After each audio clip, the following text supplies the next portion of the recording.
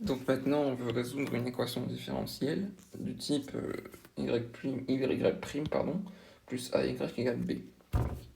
Y' étant la dérivée de y par rapport à la variable dont elle dépend. Donc ici, on a pris t. Donc en gros, on peut réécrire la dérivée de y de cette manière-là, ce qui va nous faciliter pour l'équation différentielle. Donc pour résoudre l'équation différentielle, nous, ce qu'on veut, c'est exprimer y et se débarrasser de toutes les dérivées, donc de cela. Donc pour ce faire, on va isoler dy sur dt.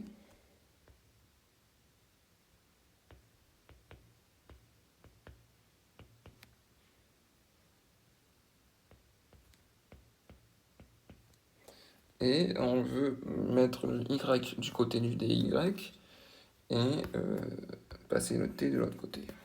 Voilà pourquoi après. Donc pour ce faire, on va factoriser par rapport à a ou b, peu importe.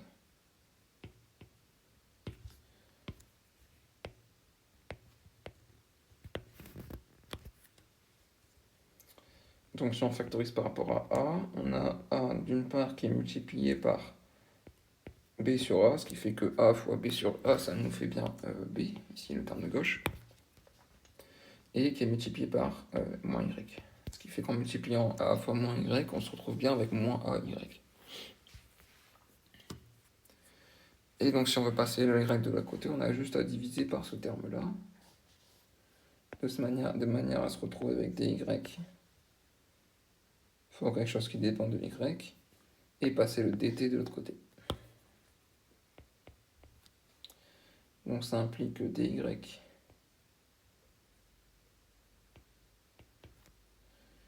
sur b moins a, sur b sur a, moins y est égal à a fois dt. Et donc ça implique que si on intègre les deux côtés,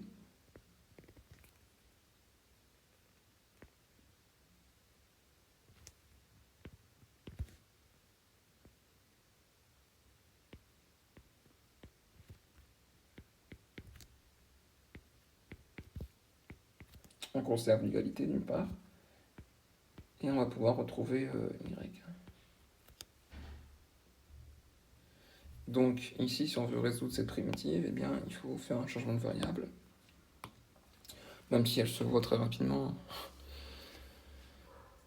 En fait, si on avait, juste pour ce côté comme ça, si on avait ici, si on avait factorisé par rapport à b au lieu de a, on se serait retrouvé avec une primitive un tout petit peu plus compliquée, mais vraiment rien de compliqué. Donc on pose u est égal au dénominateur.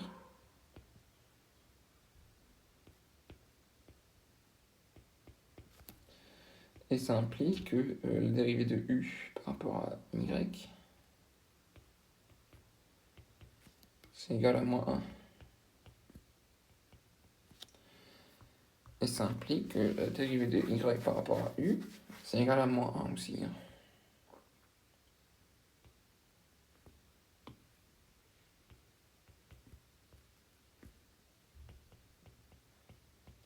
Et donc ça implique que dy, c'est égal à moins du.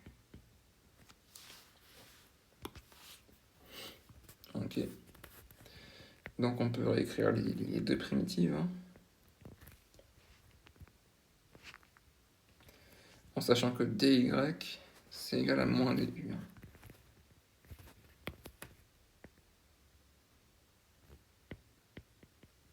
Et que le dénominateur, c'est égal à u.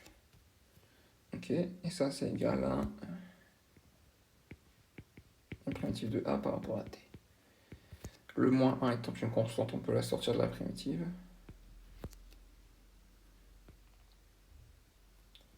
On se retrouve avec 1 sur u du égale à la primitive de a par rapport à t.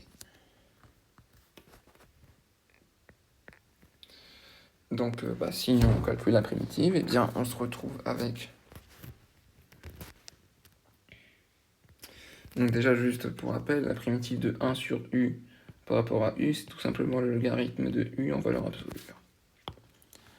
Pour ceux qui l'avaient oublié. Donc on a moins, on a moins que multiplier le logarithme naturel de u en valeur absolue, u étant b sur a moins y.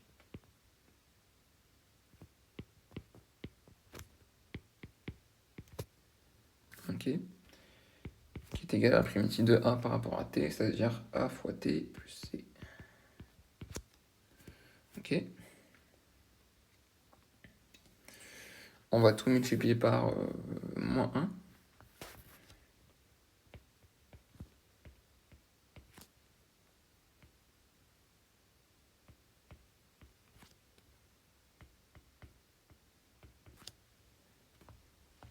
C'est égal à moins at moins c. Ok. Et on va mettre... on va prendre l'exponentielle de l'équation. De cette manière, on garde l'égalité.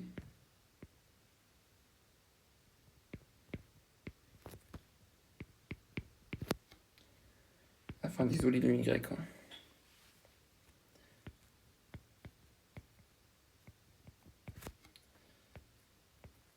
Donc, l'exponentielle du logarithme, eh bien, si on prend par exemple l'exponentielle de log de x, eh bien, on se retrouve tout simplement avec x. Il faut savoir les propriétés.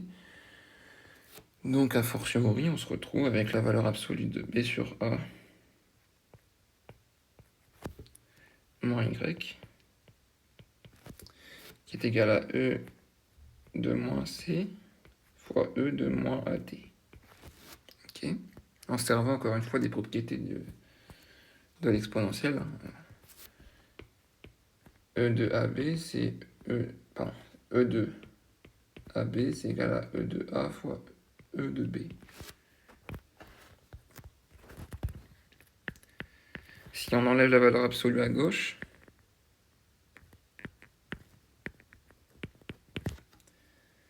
on se retrouve avec plus moins, de l'autre côté forcément. E de moins C fois E de moins AT. Ok. On passe le Y de l'autre côté et les exponentielles de l'autre côté. Hein. Ce qui fait qu'on se retrouve avec donc B sur A qui ne change pas d'endroit. Plus, moins, si on passe de l'autre côté, ça reste un plus, moins. Ça devient moins plus, mais c'est exactement pareil.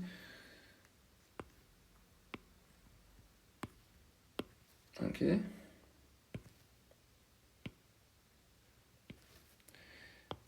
Qui, tout ça est égal à Y. Ok. Et donc, si on prend que ce terme-là est une constante, hein, bien sûr. Ça, c'est une constante. Donc, on va poser équivalente à C. On peut mettre ce qu'on veut. Je veux au moins qu'on précise que c'est bien une constante. Donc, on a B sur A plus donc la constante C, qu'on a notée C, fois exponentielle de moins A que multiplie T, qui est solution de l'équation différentielle. C'est-à-dire qu'on a exprimé Y en fonction de sa variable T. Voilà. Donc ça, c'est la solution générale, et non pas particulière, car en fait, la solution générale, elle vient s'exprimer pour toute valeur de C. Donc en fait, on a une infinité de solutions, et donc ça, c'est, comme je me répète, c'est la solution générale de l'équation différentielle du type y' plus ay égale b. Voilà.